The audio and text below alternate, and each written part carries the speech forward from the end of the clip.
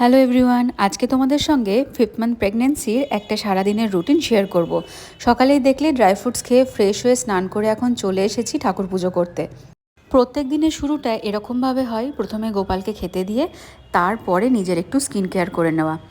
এই সময় যেহেতু স্কিন প্রচণ্ড ড্রাই হয়ে যায়, সেজন্য বেবির সঙ্গে সঙ্গে নিজের চুলের আর ত্বকের যত্ন নেওয়াটাও একেবারেই মাস্ট।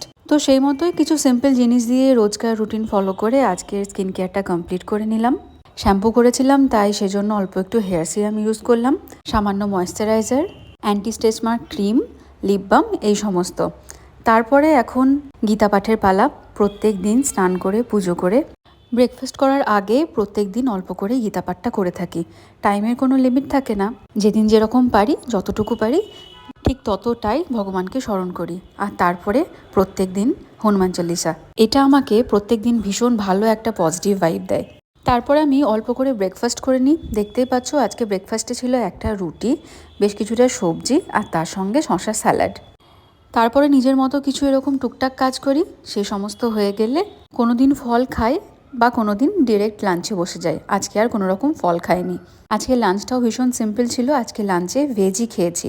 তো আজকে লাঞ্চ করার পর এই যে এক বাটি ফল নিয়ে বসেছি, আর এর মাঝে মাঝে তো অনেকবার জল খাওয়া আছেই।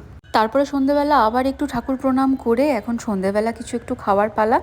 আজকে খেয়েছি বাড়িতে বানানো এই 3টে ছোট ছোট মোমো আর তার সঙ্গে স্যুপ। তার ঠিক 1 ঘন্টা পরে 1 কাপ চা গল্পের বই পড়তে পড়তে খেয়েছি।